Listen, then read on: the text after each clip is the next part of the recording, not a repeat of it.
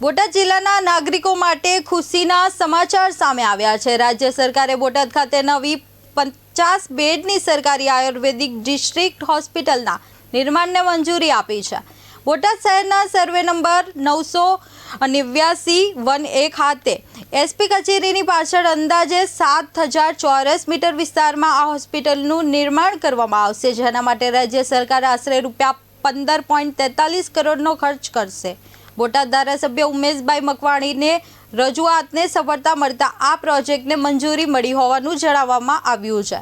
Hospital શરૂ થયા બાદ બોટાદ શહેર સહિત જિલ્લાના ગ્રામ્ય વિસ્તારોના દર્દીઓને પોતાના જિલ્લામાં જ ગુણવત્તાસભર આયુર્વેદિક સારવારની સુવિધા ઉપલબ્ધ થશે।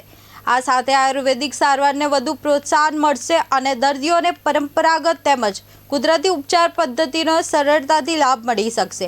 આરોગ્ય ક્ષેત્રે જિલ્લાને મળેલી આ મહત્વપૂર્ણ ભેટને લઈને સ્થાનિકોમાં ખુશીનો માહોલ જોવા મળી રહ્યો છે।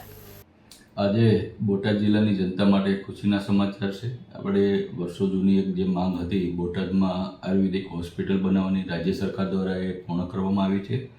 આપણે બોટાદ શહેરની અંદર સિટી સર્વે નંબર 989 પૈકી એક એની અંદર આપણે 7000 ચોરસ મીટર જમીન આપણને ફાળવી દેવામાં આવી છે અને રાજ્ય સરકાર તરફથી આપણને અંદાજે 15.43 કરોડના ખર્ચે બજેટ પણ ફાળવી દેવામાં આવ્યો છે અને આ હોસ્પિટલ જે છે એ 50 બેડથી પણ વધારે આયુર્વેદિક હોસ્પિટલ આપણને મંજૂર કરવામાં આવી છે। એટલે આવનાર સમયની અંદર આપણે એસપી કચેરીની પાછળનો જે સર્વે નંબર છે સિટી સર્વે, ત્યાં આપણે 50 બેડ કરતાં વધારે આયુર્વેદિક હોસ્પિટલ બનાવવા જઈ રહ્યા છીએ।